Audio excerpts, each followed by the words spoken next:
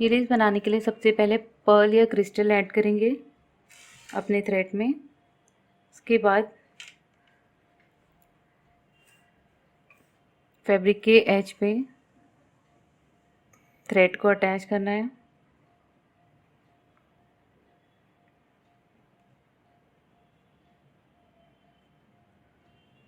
Thread attach करके chain 2 बनाना है, 1 2, और सेम स्पेस में डबल क्रोशे बनाएंगे।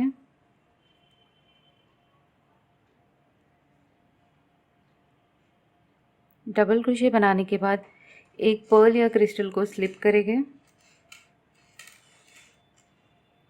चेन 1 बनाते हुए इसे लॉक करेंगे।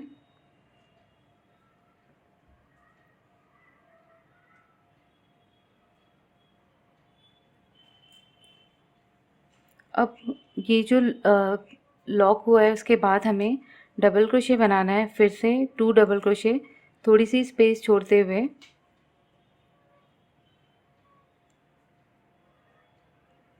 1 2, सेम स्पेस में 2 डबल क्रोशे बनाएंगे इस तरह से। 2 डबल क्रोशे बनाने के बाद पर्ल या क्रिस्टल स्लिप करते हुए लॉक करेंगे, एक चेन बनाएंगे और फिर से 2 डबल क्रोशे, ये सेम इतना ही डिस्टेंस लेते हुए हमें बनाते जाना है। तो सेम यही कंटिन्यू करके ये रो को कंप्लीट करेंगे। सेम स्पेस में 2 डबल क्रोशे।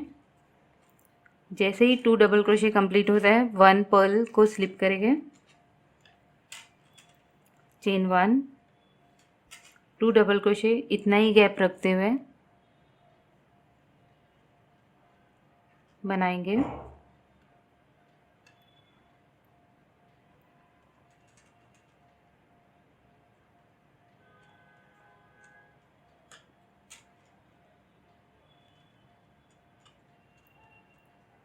तो सेम यही करते जाएंगे इस तरह से।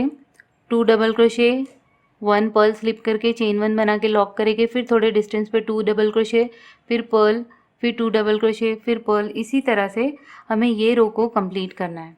ये रो कंप्लीट होने के बाद यहाँ पर ये एंड हुई है, तो चेन 1 बनाते हुए टर्न करेंगे।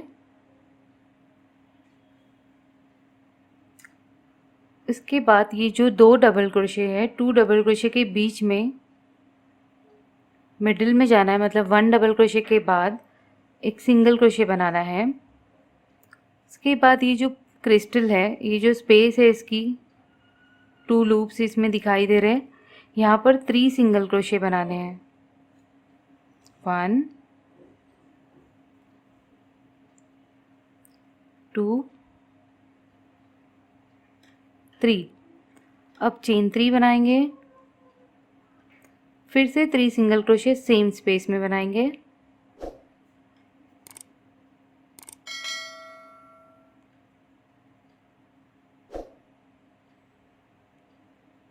इस तरह से।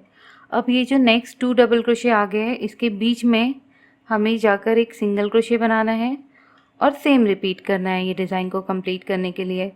ये जो नेक्स्ट पर्ल है, इसके स्पेस में गए, इसके टॉप पे 2 लूप्स के ऊपर 3 सिंगल क्रोशे,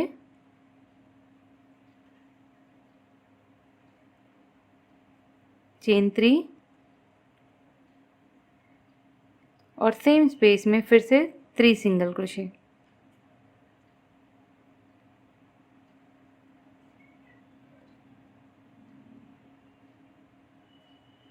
और नेक्स्ट 2 डबल क्रोशे के बीच में जाकर सिंगल क्रोशे। फिर से वही रिपीट करते हुए ये ब्यूटीफुल डिज़ाइन को कंप्लीट करेंगे।